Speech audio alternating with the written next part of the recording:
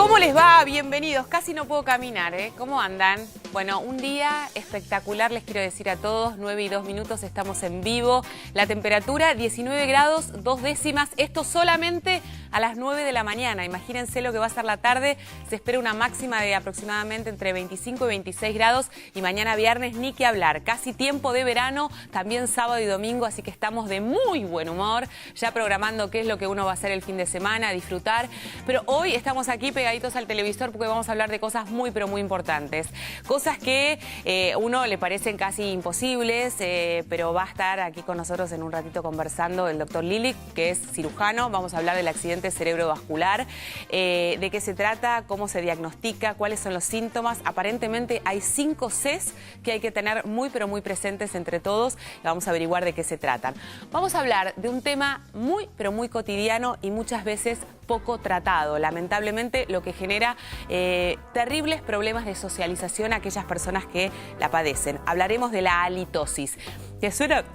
Ay, casi me atraganto. ¿Te suena algo raro, algo extraño? La halitosis es el mal aliento. Estas personas que lamentablemente a lo largo del tiempo no pueden erradicar el mal aliento, que esto les genera problemas en el trabajo, les genera problemas con su familia, les genera problemas con sus amigos, en fin. Es una situación realmente muy, pero muy compleja para aquellas personas que los padecen y no muchas veces se llega a buen puerto, se llega a una solución definitiva. Entonces vamos a averiguar cuáles son las causas y si efectivamente hoy existen tratamientos efectivos para aquellas personas que la padecen. Estaremos conociendo un centro de salud en la provincia de San Juan. Vamos a viajar en un ratito nada más también y vamos a hablar de la salud bucal a propósito de las caries y qué pasa con aquellas caries que llegan al nervio y que necesitan de otro tipo de tratamiento.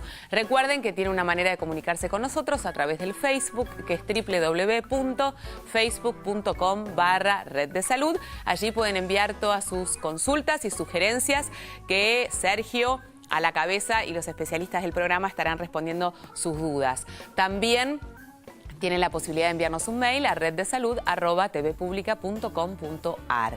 Y está la encuesta de la semana pendiente, que recuerden, ayer hablamos un poco más profundamente del tema, que tiene que ver con los cuidados o los controles que uno realiza en las uñas del pie. ¿Por qué? No simplemente por una cuestión estética, sino que básicamente hay mucha relación entre lo que le pasa a las uñas de los pies y otras patologías asociadas. Las infecciones que pueden ser muy, pero muy graves si efectivamente uno no mira qué es lo que anda pasando allí abajo, especialmente para los hombres que muy poco se cuidan los pies y las uñas de los pies. Para responder a esta encuesta de la semana te tenés que meter en nuestra página web www.tvpublica.com.ar.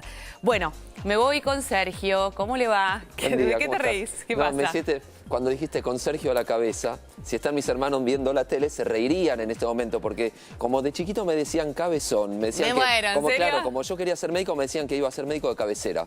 ¡Qué genial! Bueno, son esos códigos familiares. Claro, entonces fue ahí, Sergio a la cabeza. Bien, bueno, vamos a responder primero a Valeria Barrios, que es de Catamarca. Valeria vio el programa ayer, que estábamos hablando de tos convulsa, y pregunta, ¿pero cuáles son los síntomas de la tos convulsa? Pues están hablando de vacunas. ¿Qué es lo que se ve con un chico que tiene tos convulsa? Lo vamos a dividir en 2 grupos de chicos, los menores de 6 meses y los mayores de 6 meses, y ahí también incluimos en parte a los adultos. En los menores de 6 meses es una infección respiratoria aguda, o sea que el chico empieza a toser en forma aguda. A veces una tos que se llama quintosa, que es otro de los sinónimos de tos convulsa. Tos quintosa porque tose más o menos 5 veces y luego de esa quinta vez que tose hace algo que se llama reprise. Hace algo así.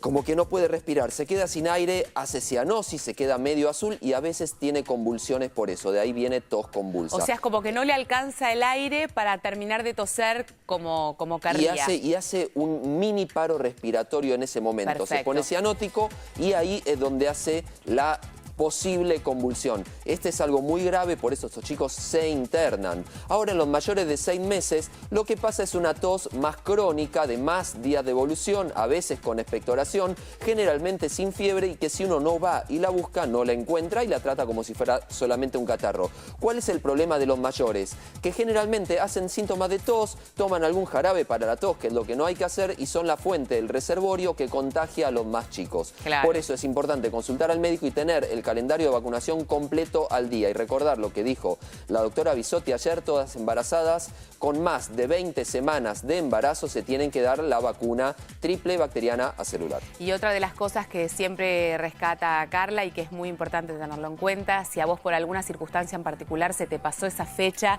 de que tu bebé sea vacunado en ese momento determinado, nunca es tarde y es importante que lo vacunes más allá si te pasaste 15 días, 20 días o un mes. Y ante la duda se revacuna. Por supuesto. Bueno, otra consulta. Bien, vamos a contestarle a Marta Urpi, que es de Mar del Plata. Marta dice que tiene algo que ella piensa que es baja presión, con angustia, opresión en el pecho, mareos, y lo atribuye, pregunta, ¿será estrés? ¿Tengo que consultar con un psicólogo? ¿Será que estoy muy angustiada y por eso me agarran estas cosas? Sí, Marta, puede ser que sea por eso, pero tenés que consultar primero con un médico. Suponete que tengas algo y que el médico te trate esto de la hipotensión. Aparentemente tenés ganas de consultar a un psicólogo, sea por esto o por otra cosa, así que si ya estás pidiendo ayuda por este lado, anda y consulta. Bueno, y aparte es muy común, esta sensación del mareo, de la inestabilidad con estos ataques de ansiedad o estos ataques de angustia. A propósito de esto, estamos en una semana, creo que el día de mañana es el día del ataque de ansiedad o algo así, así que vamos a estar seguramente comentando al respecto. Sí, justo lo leí ayer. Bueno, me voy con él, que es uno de los cirujanos más reconocidos que tenemos en el país para hablar del accidente cerebrovascular. Yo lo digo así como con una sonrisa y en realidad nada tiene que ver con la alegría en este tema. No. Pero bueno, doctor... No, pero hay buenas noticias, hay buenas noticias. Hay buenas noticias. Bueno, rescatemos las buenas noticias. Primero, sepamos de qué se trata el accidente cerebrovascular. Bueno, es lo que los médicos llamamos un déficit súbito brusco de algo neurológico, de una función neurológica que estás transitando, digamos. Estamos hablando y yo me quedo... Entro a hablar en jeringoso y vos no entendés nada de lo que yo estoy diciendo. O estoy tomando el agua y se me cae el vaso.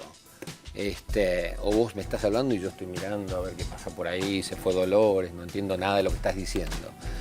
O sea, pierdo bruscamente una función neurológica. Eso es un ACV, eso es un ataque cerebrovascular. A ver, esto es muy importante porque es la duda que todos siempre tenemos cuando estamos por ahí más sensibles con los síntomas. Esto de brusco me parece que adquiere un lugar preponderante. Tiene que ser un cambio brusco, de la misma manera, y ya vamos a repasar cada uno de los síntomas de los dolores de cabeza. Son esos dolores de cabeza repentinos y muy fuertes. No es que vengo con dolor de cabeza hace 2 días y esto puede ser un indicador de que estoy teniendo un accidente cerebrovascular. Absolutamente. Vos sabés que todos tenemos dolor de cabeza. Claro. Sí, todos tenemos alguna vincha, una cincha que nos está... en un momento de ansiedad, de angustia, o tenemos estos dolores, pero infinidad durante nuestra vida. Este es un dolor que vos sabés que te estalla la cabeza. Es algo brusco que te pasó, te mareás, te confundís un poquito. El dolor se concentra sobre todo en la nuca, es máximo en la nuca, pero también después se va hacia toda la frente, digamos. Pero es un dolor único y es brusco. Eso, igual que el resto de los síntomas que después vamos a ver. La característica que se tiene que producir en forma bruscamente. Perfecto. Esto en realidad indica que no llega la sangre suficiente al cerebro y por ende el tiempo de resolver esta problemática o esta obstrucción es vital.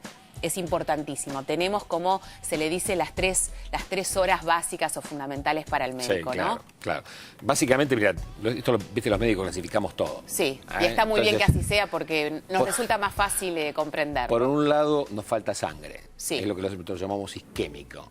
Al final, si se sostiene en el tiempo, más allá de las 3, 6, 12 horas, termina en un infarto cerebral. Eso es el isquémico, digamos. Ahí básicamente nos falta sangre. Pero puede ser que haya un exceso de sangre, algo que se rompa bruscamente, que es característico de ese dolor de cabeza que hablábamos al principio. Algo se rompió dentro de la cabeza. La gente te lo refiere así, no es como que algo me estalló dentro de la cabeza. Bueno, muchas veces es lo que llamamos un derrame cerebral por hipertensión arterial, se rompió un vasito o se rompió algo que teníamos genéticamente ya predeterminado, que es un aneurisma cerebral. O se rompió otra malformación dentro del cerebro. Esos son los hemorrágicos. A esos también, en última instancia, va a faltar siempre el oxígeno, pero es porque está comprimido el cerebro por la sangre.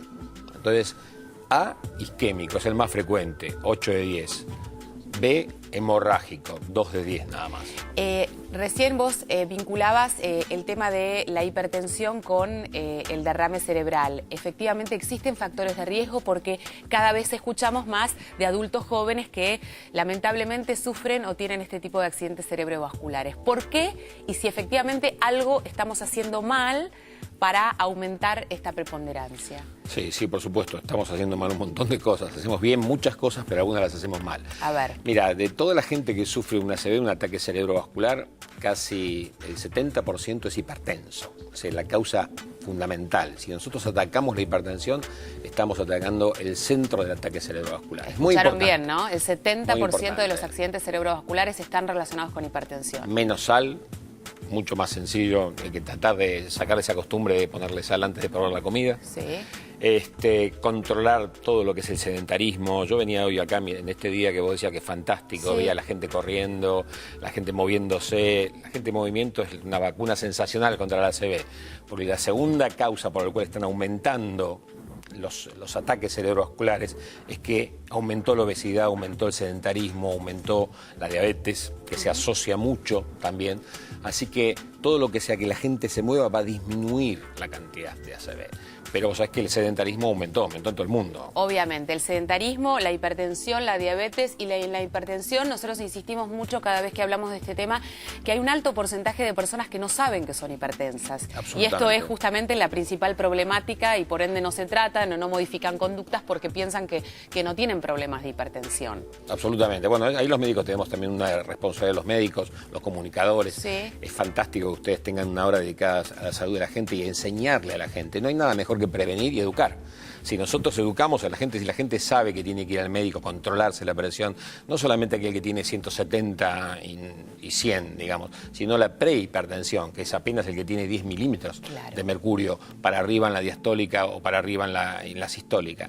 La hipertensión es un flagelo importante que hay que controlar sin ninguna duda. Bueno, y hay que saber que hay que tomarse la presión y que hay ciertos recaudos que tomar y que si no lo sabemos, que es normal que no lo sepamos, consultemos al médico para ver cómo lo tenemos que hacer, porque esto es fundamental y siempre digo, el objetivo no es que todos sepamos de medicina ni sepamos de todas las enfermedades que existen en el mundo, pero sí que tengamos herramientas o elementos para poder actuar lo mejor posible. Hablando de estos elementos para poder actuar, repasemos estas 5C que... Hay un mail siempre con respecto a los accidentes cerebrovasculares que da vueltas por ahí que a uno en general, más que tranquilizarlo, lo angustian. Porque digo, me tengo que acordar de todo esto porque estos son síntomas claves para poder resolver este problema.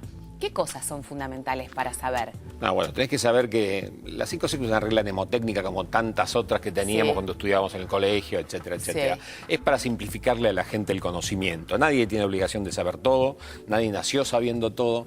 Todos los días tenemos que estudiar, todos los días tenemos que informarnos. La gente debe saber que si tiene un dolor de cabeza que relatábamos al principio, que es único, la gente tiene que ir rápidamente al médico. Ese dolor de cabeza bien que se concentra en la nuca y después se va a todos lados, se me rompió algo en la cabeza. Ese dolor de cabeza es la primer C.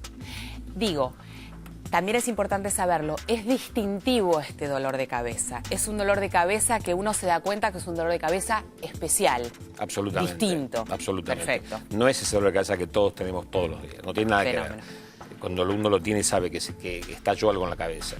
El segundo es la ceguera, o sea, es esa pérdida de la visión monocular en un solo ojo, en toda la visión o en parte del ojo, en algún cuadrante del ojo.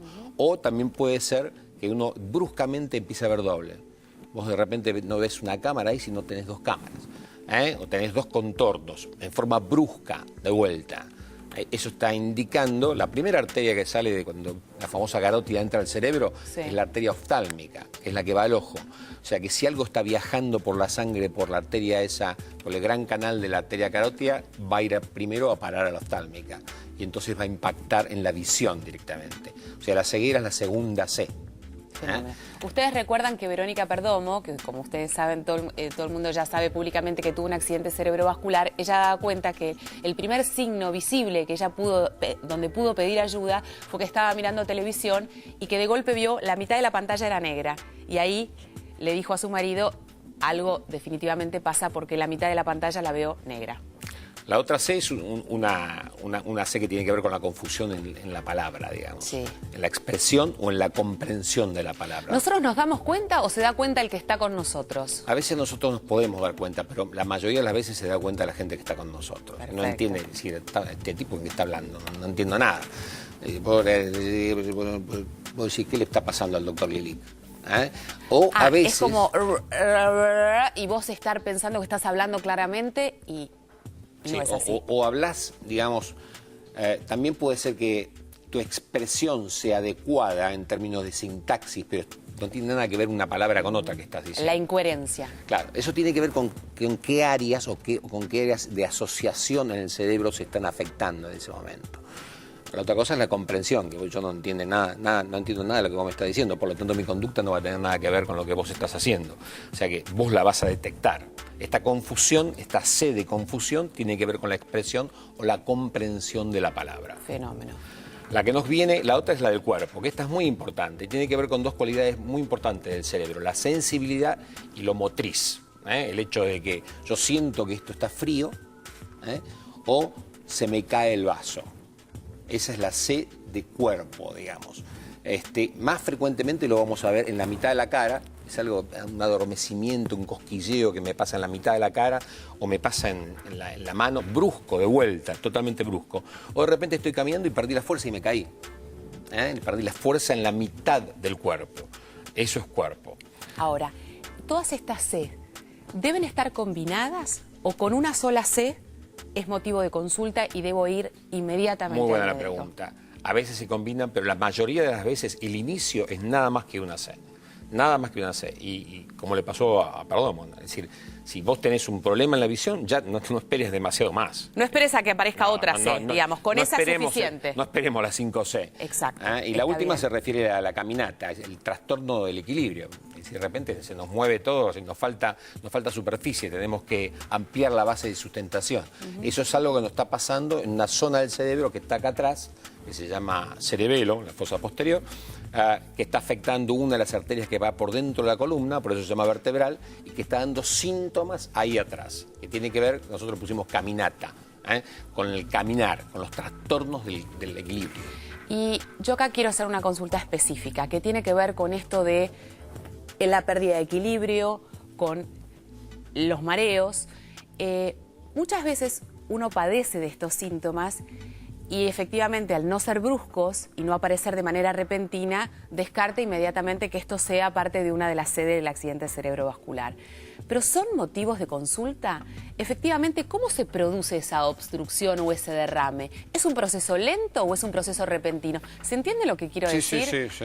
Puede tener de las dos. Puede ser en forma que el proceso se produzca en forma brusca, digamos, o que de repente uno tiene una enfermedad cardíaca. Sí. Se genera un émbolo, se genera un coágulo dentro de una de las cavidades del corazón. Sí. Sale del corazón y entra a viajar. Es decir, si toma el flujo que va hacia el cerebro, que es lo más frecuente, va viajando hacia el cerebro. Y una arteria donde muchas veces viaja es la arteria vertebral. Viaja en la arteria vertebral y bruscamente se enclava, tapa una zona sensible del cerebro. Esa zona no tiene riego sanguíneo de otro lado que le ayude, porque el cerebro compensa muchas veces. Muchas veces las malas noticias no son tan malas porque tenemos una autorregulación sensacional. Totalmente. El cuerpo tiene la capacidad de adaptación, que eso debe ser fantástico. También peligroso, ¿no? Porque esta capacidad de adaptación hace que uno empieza a desestimar, ¿no? No pasa nada. A nivel cerebral es genial porque mucha gente que vos mirás los estudios y mirás el enfermo y te perdiste algo. Es decir, algo sí. pasa, no puede ser. Este mecanismo genial de compensación que tiene el cerebro regulando las presiones. No porque vos tengas 180, 120 vas a tener una repercusión terrible en el cerebro, porque el cerebro autorregula. Es una de las máximas cualidades que tenemos, la autorregulación. Nos previene de un montón de cosas y a su vez nos presta sangre. De repente te falta sangre del lado izquierdo, muchas veces el cerebro mismo, a través de un puentecito que tiene, que se llama comunicante, trae sangre del otro lado. Qué bárbaro. Esto hace que las cosas no sean tan malas. Fenómeno. Y muchas veces son esto que decimos, no, pero fantástico, este paciente tendría que estar mucho peor y el enfermo está compensado. Es decir, el cerebro, el cuerpo humano en general, el cerebro en particular, tiene un mecanismo de compensación sensacional. Bueno, hablemos ahora de las buenas noticias. Digo, más allá de que existen cirujanos maravillosos que pueden resolver estas problemáticas hoy en día en los hospitales públicos en nuestro país, ¿qué se ha hecho, qué se ha avanzado y qué efectivamente, porque uno ve personas que por ahí antes fallecían por un accidente cerebrovascular que tienen una recuperación enorme, y hablemos de esta recuperación, ¿por qué es tan importante? Sí, no. Las buenas noticias son que hay tratamientos. Exacto. Sí, hay mucho más, digamos, la gente tiene más conocimiento, concurre antes, pero tiene que concurrir mucho antes todavía. Fíjate vos, ustedes están haciendo acá, nosotros hicimos algo muy lindo con encuentros de difusión de lo que está pasando, sí. Hoy lo estamos haciendo. Esto va a hacer que la gente concurra antes de la consulta, porque nosotros tenemos una ventanita para tratar a los enfermos. La ventanita es 3, 4 horas y media, 6, 12 horas lo máximo, no más de eso. En las primeras horas, muchas veces con una simple inyección endovenosa hasta las 4 horas y media, vos disolvés un coágulo. Claro. Es genial, pero tiene que ir el enfermo. Si el enfermo no llega, yo te decía, hubo un episodio en Estados Unidos, el 2003, Newsweek publicó un trabajo, uno de los trabajos que fue cuando probó la FDA americana un dispositivo para extraer, que es como un sacacorchos. Sí. En ese momento se trataba nada más que el 1% de los pacientes que llegaban a los hospitales americanos. A partir de eso, de esa difusión de Newsweek, se trató el 10%. Enorme. Un cambio enorme. O sea, las buenas noticias son, la gente sabe más, tenemos tratamientos disponibles, tiene que llegar rápidamente el paciente. Porque por lo que vos decíamos, hay una cantidad de médicos en todos lados, en los hospitales públicos, en todos lados, preparados para tratar al enfermo. Pero el enfermo tiene que llegar. Y si el enfermo no puede llegar, la familia lo tiene que llevar. Ahora, algo importante para que todos sepamos.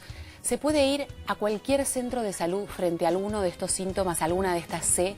¿O uno debiera de poder discriminar entre a dónde ir? Porque estamos hablando de poco tiempo y ese tiempo es muy valioso.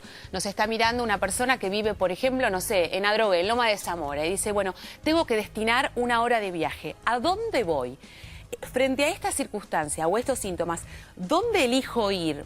Si el paciente puede elegir que vaya al lugar de máxima complejidad, Adrogué, Gandulfo. Perfecto, ponemos el ejemplo. Siempre el de máxima complejidad. Máxima complejidad. ¿Por qué? Porque necesitas imágenes, necesitas complejidad. Porque necesitamos ver qué está pasando con el cerebro. Hoy podemos identificar la neurona muerta de la que está tontada. Entonces eso es muy importante para saber qué vamos a salvar. ¿Podemos salvar o no podemos salvar?